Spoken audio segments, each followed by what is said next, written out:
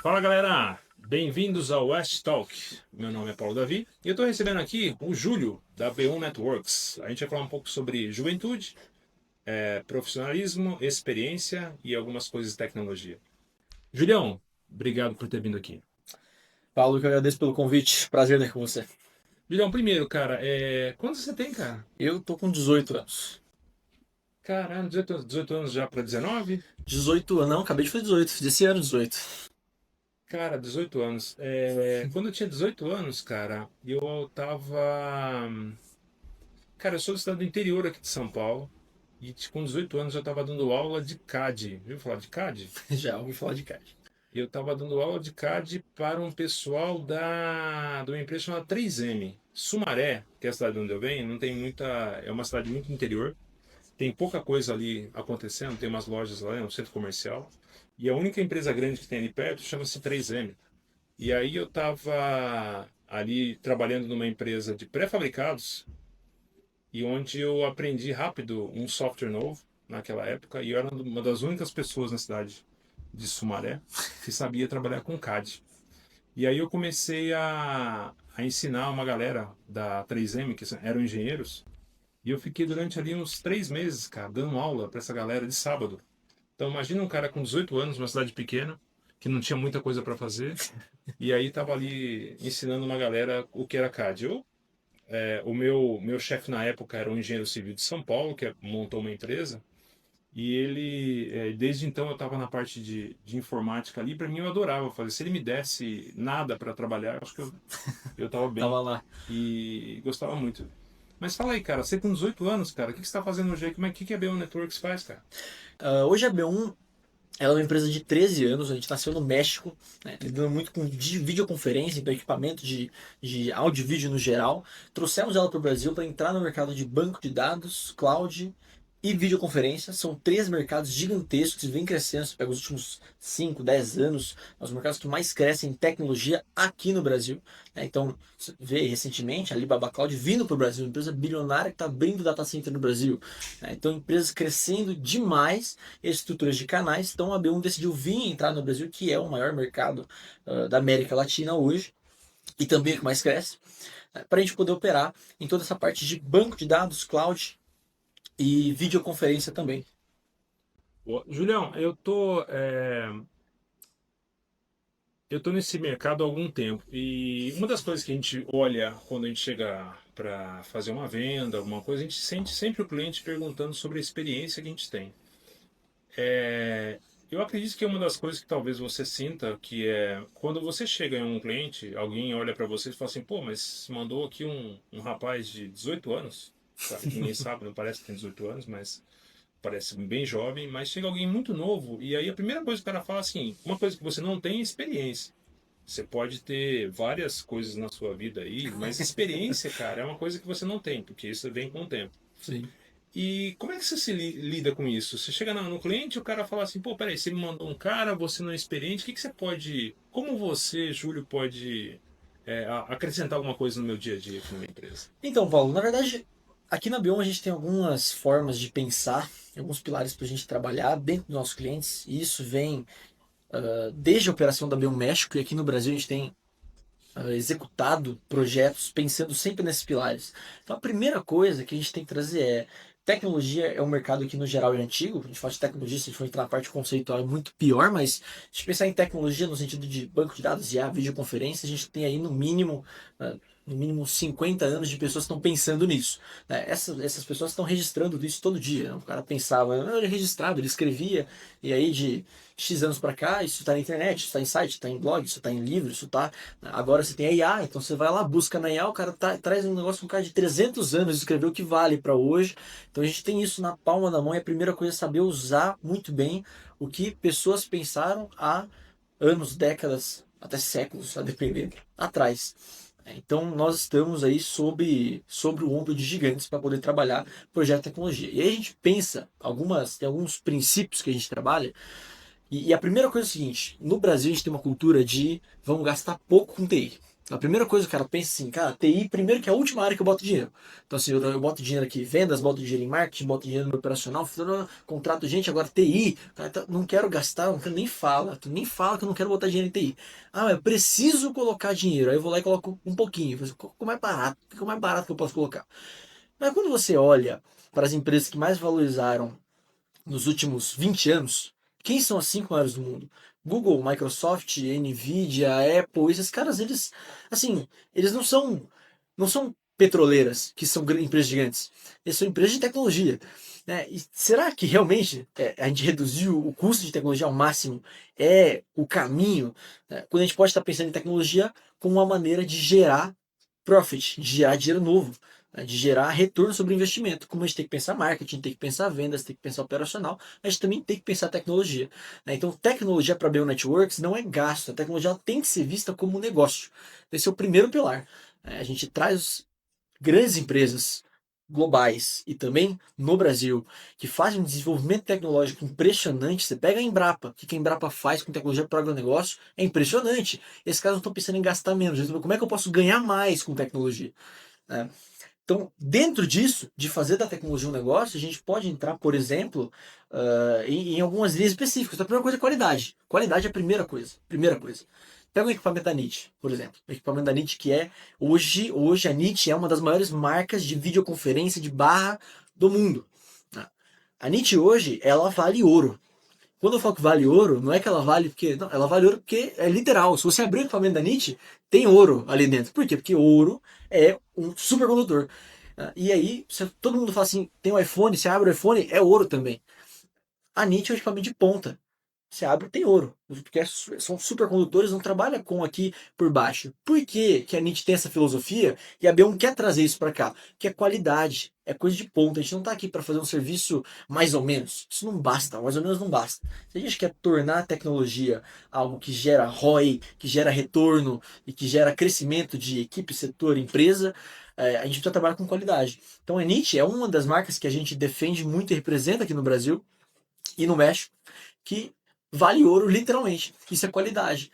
Né? E aí você pode pegar outros exemplos. Olha a Zoom. A Zoom, quando entrou a pandemia, a Zoom tinha uma base de 10 milhões de clientes.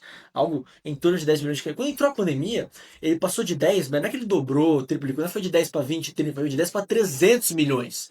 O cara foi de 10 para 300 milhões. Sabe quantas pessoas perderam, caiu uma chamada Zoom? Né? Zero. Ninguém. Não parou de funcionar para ninguém. E você sabe muito bem disso. Não pode funcionar para ninguém. O que isso significa? Esses caras tinham uma estrutura nos 10 milhões preparada para no mínimo 300. Que a gente não viu nos 500, se fosse 500 naquele. Os caras estão preparados para isso. A gente sabe disso, a gente conhece esses caras. A Zoom fez aquisições, pega a Workvivo, uma marca que a gente defende aqui. A Workvivo é uma marca que cresceu, veio disputar com gigantes, veio disputar com Microsoft.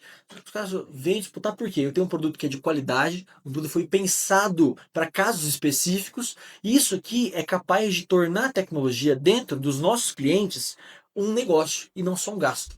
Né? Então, a gente olha para tudo isso de experiência, nós temos 13 anos de empresa, né? E eu, particularmente, aprendo muito com pessoas de 20, 30, 40 anos de mercado, que estão há muito mais tempo antes de ter Nietzsche, antes de ter Zoom, né? E a gente está também sobre o ombro, essa frase de Newton, né? Estamos sobre o ombro de gigantes, e aí a gente enxerga mais longe. E pensando como um negócio, a gente consegue avaliar isso de uma maneira atemporal.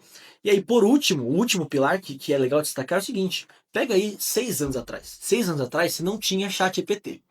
E hoje eu duvido que alguém que assim, tá estudando, trabalhando assim, consiga pensar em viver sem IA.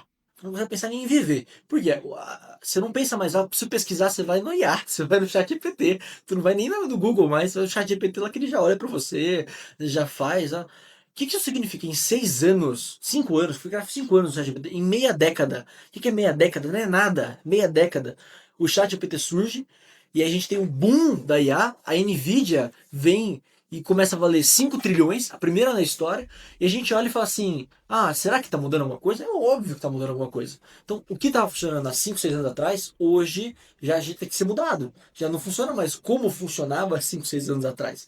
Então, isso é uma filosofia de você pensar sempre em se renovar para manter o retorno, manter ROI, porque tecnologia não é gasto, tecnologia como é investimento. Legal. Você falou de três pontos interessantes. Você falou de tecnologia, você falou das soluções que vocês trabalham aqui, a Bel trabalha aqui no Brasil, e você falou de novidade. Eu lembro muito bem que a gente, um tempo atrás, não sei se hoje nem usa mais esse termo, que é o Early Adoption, que Uhum. você é uma pessoa mais nova que consegue puxar as coisas e olha, eu consigo mergulhar, me aprofundar em algum tipo de tecnologia para mostrar isso para frente.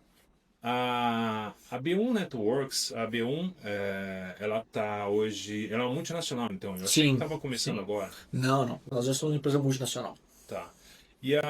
E quando você fala então de experiência, você está dizendo o seguinte para mim: você está dizendo que eu trago novas tecnologias ou tecnologias de ponta e eu tenho essa atenção que você tem para. Você não vai investir, que você fala, às vezes, algumas áreas de TI, você fala que você está investindo o tempo ou está investindo a forma de como a necessidade da empresa ela pode ser melhorada ou pode ser aumentada quando, em relação a de melhorias dentro da própria empresa, Uhum. como você consegue fazer isso. Há, há uns 15 anos atrás, existiam duas empresas de videoconferência aqui no Brasil, que era a Thunderbird e a Polycom. E essas duas brigavam muito. Eu lembro que a Thunderbird ela foi comprada por uma outra empresa gigante chamada Cisco, e depois de alguns anos, essa empresa voltou no mercado, essa empresa que é a NIT hoje, né? Que você até disse que tem ouro dentro dela, que deve ser por causa da parte de energia, né? Que tem muito Isso, mais isso. que você consegue fazer, é interessante. É, então isso, quando você coloca para mim faz sentido total quando você coloca a parte do chat GPT, porque às vezes você fala de experiência, né? Então empresas gigantes como a Google, como a Microsoft, que já estão aí há muito tempo, chegou um cara chamado do chat GPT e falou assim, agora tem um negócio chamado inteligência artificial, vou colocar em tudo, colocou em tudo, todo mundo que estava assim, olha, peraí, eu não estou esperando mais, não veio aqui alguém bater na minha porta, é um cara novo que sentou na minha frente e falou tudo isso. É muito interessante ver você, como se aprofunda em algumas coisas, você está aí. Agora, eu tenho uma outra dúvida. Como você chegou até aqui com 18 anos? Você começou, saiu da faculdade, começou, você mora aqui em São Paulo? Vamos lá. Bom, na verdade, assim, eu comecei em tecnologia com 16. Então, eu comecei como SDR, como estagiando numa empresa do interior de São Paulo, morava em Jundiaí. E, e a gente trabalhava, vendia computador, celular, vendia alguns servidores pequenos, né? E aí conheci uma empresa chamada Dropbox. Então, a Dropbox, é claro, a Dropbox é muito conhecida. Todo mundo tem um Dropbox celular para botar foto do cachorro. Mas eu conheci a Dropbox para empresas, que é uma outra coisa, né? E aí, quando eu conheci, o pessoal veio dos Estados Unidos, veio na época os diretores comerciais que vieram dos Estados Unidos para cá, se reunir com algumas empresas no Brasil e eu os conheci e conheci a Dropbox. E aí falaram assim, pra mim, cara, a Dropbox não é isso, a Dropbox é um negócio muito maior, olha que é um sistema de gestão. Porque falando de retorno, às vezes são coisas que não são palpáveis, né? Fala assim, quanto que o meu processo de fluxo de aprovação custa? É só assim, eu consigo tirar esse custo com um Dropbox, por exemplo. É um pouco não palpável. Então, é isso que a Dropbox falou. Ó, eu tenho um negócio que ele é todo de um fluxo de aprovação, segurança, controle, compliance, não é só armazenamento. Nem é esse o principal ponto. Aí eu conheci e fiquei, assim, fiquei deslumbrado com a Dropbox, comecei a estudar, entrei em tudo que tinha de treinamento, tudo que tinha de live a Dropbox Estados Unidos fazia. E trabalhamos muito bem, a gente fechou, na época a gente fechou 200% mais que o Brasil. Então a empresa que a gente estava lá no interior de São Paulo fechou 200% do resto do Brasil. Então você pega do segundo lugar para baixo, multiplica por dois. Isso é tudo que isso é tudo paixão. Tudo paixão por solução, você vê o negócio funcionando. E aí muitas agências de marketing, produtora na época, contratavam com a gente e falavam assim, cara, você mudou o meu jeito de trabalhar. Assim, impressionante, eu nem esperava. Achei isso aí que ia botar umas fotos lá, uns vídeos e tal. E aí, em dado momento, o pessoal próprio pessoal da Dropbox, que me conhecia muito bem, todo mundo, muita gente boa, me recomendaram a entrar em contato com o pessoal da West Telco.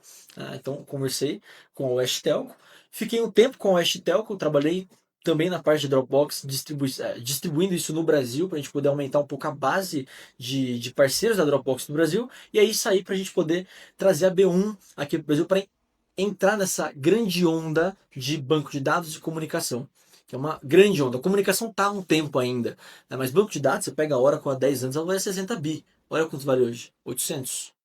Você pega a MongoDB, valia 500 milhões há 5 anos atrás, está valendo 30 bi dólar. E isso está vindo no Brasil. Tá crescendo no Brasil. Tem gente, como eu falei, a Alibaba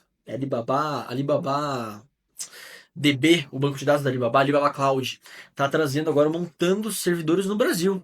Né? Então eu tenho até uma live que eu faço com o pessoal, os clientes e um pessoal de tecnologia, a gente comentou isso na semana passada. A gente está trazendo coisas para o Brasil que são impressionantes. Né? Então é isso aí para a gente poder trazer a B1 que estava no México aqui para o Brasil, que é um grande mercado. Né? Legal. Eu imagino então que você faça aí você deve estar cursando na universidade, não sei se você já se formou também, porque do jeito que você está rápido assim, mas deve estar fazendo uma faculdade do quê? De engenharia de programação, de computação, o que você está fazendo? Bom, poderia ter mirado essa direção, né? Eu fui para economia, né? Economia é meio longe, né? Hoje eu não tô aqui em São Paulo, você perguntou, eu tô em Porto Alegre, eu moro longe, eu nasci lá perto de Sumaré, eu nasci lá em Santa Bárbara do Oeste, fica lá do lado, na região ali de Campinas, né? Isso, bem. Todo mundo ali precisa ir num shopping e vai para Campinas, né? Toda aquela galera ali. É que você não conhece Sumaré, cara. Sumaré tem tudo isso. Tem um aeroporto gigante internacional. São cidades 50 mil habitantes para baixo, assim. Eu nasci lá em Santa Bárbara do Oeste e É a fui. cidade do César Cielo. É a cidade do César Cielo. O César Cielo que ele estudou, inclusive, no SESI lá, que é a escola que eu estudei também, lá em Santa Bárbara e tal. Então, muita gente saiu de lá. Revelou talentos. O Douglas Souza, de vôlei, também Sim. foi lá, nesse dado momento também, quando ganhou ouro. E aí, com 10 anos, eu fui morar em Vinhedo, uma cidade pequenininha também. Com, acho que uns 12 anos, eu fui para Jundiaí. Fui morar em Jundiaí. E aí agora completei 17, passei no vestibular para ir para a Federal do Rio Grande do Sul. E aí com 18, praticamente em maio, fiz 18 em maio, em julho estava indo para morar em Porto Alegre. Então hoje eu moro lá em Porto Alegre, curso economia. Economia. Economia, tudo a ver, né? Sabe que economia, a gente tem uma coisa. Muitas coisas de economia estão acontecendo agora, principalmente a partir de blockchain, que está mudando tudo, né? Sim. Então, tem uma onda grande vindo aí, antes lastreado por ouro, dólar, e agora muito lastreado na parte de criptomoeda, que a gente está estudando bastante, e eu acho que você também, então talvez isso te chame bastante atenção na parte de economia, que é todo esse entrelaçamento técnico, tecnológico por trás de tudo que tem aí, para fazer com que da parte de tokenização, Sim. de stablecoins, de criptomoeda, então eu acho bem interessante esse negócio que você deve estar abraçado aí. Hoje, Paulo, a gente tem que pensar o seguinte: o mundo passou por mudanças monetárias muito grandes em 20 anos. Em 2008 a gente teve a crise, uma crise forte nos Estados Unidos. Mas se você pega um pouco antes, olha só, a gente tinha o padrão ouro caiu, subiu o padrão dólar, que caiu. E aí a gente foi assim, então agora todo mundo é fiduciário, não tem a fé no governo. Só que aí, as instabilidades, tá, as pessoas começaram a parar de ter fé em alguns governos, e aí falaram assim, não, agora eu preciso de alguma coisa que não dependa de um órgão externo, e aí foram para cripto. Então hoje você tem cripto crescendo, o cara fala assim, cara, criptomoeda é investimento, mas às vezes é reserva de valor, ninguém vai mexer. Tu bota lá, decora seu token. Quantas pessoas não tinham lá em 2010, jogava jogo na internet, ganhava 5 bitcoins lá e tal. Aí a pessoa acha a chave e vai estar milionária hoje. Fala, nossa, eu nem sabia. Então essa transição, ela faz parte da nova conjuntura tecnológica. Né? E até em economia a gente tem um conceito muito legal, né? Um dos grandes pais da economia, Adam Smith, ele falava o seguinte, que o bem maior vinha quando cada um pensava no seu. Basicamente é isso, cada um pensava no bem próprio. E aí um cara que eu sou muito fã, que é o John Nash, ele ganhou Nobel em 94, ele falou assim, não, não, não, o bem maior, ele vem quando você pensa no melhor para você e para o conjunto. E o que é todo esse movimento de cripto, que você tem todo mundo se fiscalizando, o que é todo esse movimento de crescimento e contratos entre grandes big techs. Você pega aí contrato da OpenAI com Meta, com Oracle, com Nvidia. Né? O que, que é isso se não uma concretização do que o Nash falou há 30 anos atrás? Né? Você pensa no bem próprio, claro, é normal, é do ser humano, mas você também pensa no bem do todo. Né? E isso é uma filosofia que cabe nas menores aqui, assim, na B1 a gente usa isso, você vai se reunir com o cliente, aí muita gente assim, né? Eu vou entrar, eu penso no meu, ele pensa no dele, né? Ele quer pagar barato, eu quero cobrar caro, ele quer que seja rápido, eu quero que seja devagar, mas aí não acontece nada, o negócio fica ruim, não funciona para o cliente, e no final, do que adiantou? Então, isso tudo são coisas que a economia tem agregado para o mercado de tecnologia. Júlio, me fala uma coisa, e pro futuro, cara, o que você pensa? Como é que você vê a B1 aqui no Brasil? Tá... Eu entendo que a B1 já tem um lastro grande, já tem alguns anos aí, mas no Brasil eu acho que ela é nova, ela é recente, né? Sim, recente. E como é que você vê isso no Brasil, cara? Como é que você vê? Eu entendo que a parte de colaboração e comunicação é uma parte que vai ser. Isso vai por muitos anos ainda e a gente não vai mudar muito. Eu entendo que você tem uma tecnologia muito importante e significante para você seguir em frente aqui, com várias empresas aqui no Brasil. Eu vejo isso que tem ainda um espaço enorme para a gente crescer aqui dentro. E você lida com a parte de colaboração, a parte de comunicação, a parte de armazenamento de dados e segurança, e tem a mesma parte de gerenciamento de tarefas, né? No caso Também. do software que você tem. Mas como é que você lida isso? Como é que você vê isso no futuro? Como é que você vê isso, a B1 crescendo? Você vê a B1... Como é que você enxerga isso? Para te responder isso, Paulo, é importante até falar por que a B1 é diferente dos outras centenas, milhares de empresas que se dizem revendas de tecnologia. Né? Então hoje você tem mais ou menos entre 4 e 5 mil revendas de tecnologia de diferentes setores. Né? Por que a B1 ela é diferente? Por que a gente tem certeza de que o crescimento é consequência da cultura? A primeira coisa é a cultura. A gente não pensa em tecnologia como gasto. A gente pensa em tecnologia como um investimento para o cliente, para os nossos clientes. A gente sabe fazer isso. Então isso é o que a gente sabe fazer. É falar assim, como é que você vai aumentar lá a tua margem com tecnologia? Porque isso é possível. Eu não quero só vender aqui uma solução por, pá, quero vender solução. Não, por que as pessoas compram vídeo colaboração? Porque é caro viajar. Porque é mais caro você viajar de avião para Claro, toda reunião que você for ter do que você fazer uma meeting. claro. Então, por que as pessoas compram EDB hoje, que é um banco de dados que a gente bate aqui no Brasil e estamos entrando forte na América Latina? Que a EDB ela traz uma estrutura e fala assim: você tem um banco de dados legado lá, tem até grandes bancos famosos legados aí, o cara tá lá aumentando a tua conta em 5 milhões por ano, o cara não tá evoluindo, e você vê o PostgreSQL hoje, que é o banco de dados open source mais usado do mundo, sendo sucateado pela tua empresa, como é que você faz? Então você olha para isso e você tem a EDB, aplica, IA embarcada, é camada de segurança e isso otimiza o processo e te faz tornar banco de dados não um gasto essencial, mas um investimento que vai te fazer aumentar a tua margem. Então isso é o que me dá o que vai concretizar o crescimento desse mercado no Brasil. Então a projeção que a gente tem é abranger. É claro, o mercado de comunicação tem muita gente há muito tempo trabalhando, né? Quando nasceu o telefone fixo, já nasceu o mercado de comunicação. Tinha muita gente ganhando muito dinheiro. Né? Assim, ó, o setor de telecom recentemente foi ultrapassado de banco de dados. Então, o investimento ano passado novo em banco de dados nos hyperscalers foi de 304 bi dólar, que ultrapassou o telecom pela primeira vez na história. Telecomunicação foi ultrapassado por banco de dados. Então, a projeção é a gente realmente criar uma cultura para os nossos clientes, nosso ecossistema de transformar tecnologia em investimento para valer, e não só como discurso de, não, para valer, como que isso aqui te dá retorno. Né? Porque se não der, não faz sentido. Nem para mim te vender, nem para você comprar. E isso aqui é ser verdadeiro. Né?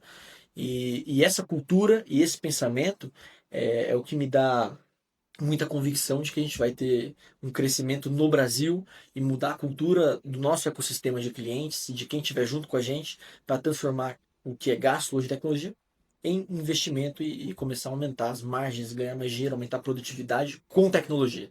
Isso é o que vai mudar o jogo nos próximos 10, 20, 30 anos. Boa. Júlio, cara, obrigado pela experiência. Que é isso. Gostei de ter recebido você aqui. Gostei de ter escutado essa parte que eu perguntei da experiência. Você mostra aprofundamento em muita coisa que não sabe, que eu pelo menos não sabia. Cara, manda um recado aí pra galera, manda essa câmera aqui, onde você. Como assim? Como é que encontra B1? Não, a primeira coisa é o site. Então, www.b1networks.com.br. Você vai encontrar a gente lá, ver todo o portfólio de soluções. Né? Nossas redes sociais, B1 Networks Brasil, LinkedIn, Instagram. Minhas redes sociais também, tá? Godoy.biz, pode entrar lá. E nós temos nossas lives semanais, fim de expediente, que a gente bate um papo sobre tecnologia, as últimas notícias, o que está acontecendo. Né? Para quem realmente é entusiasta, é interessado, gosta desse mercado, você vai encontrar os cortes nas redes sociais da B1 Networks e nas minhas. E se você quer transformar em tecnologia, tirar de gasto, acabou gasto, chega de gasto, e virar investimento, né? Eu recomendo. Entre em contato, vamos trabalhar junto, vamos fazer uma parceria, que a gente com certeza tem muito a agregar para os dois lados. Valeu, Obrigadão. show.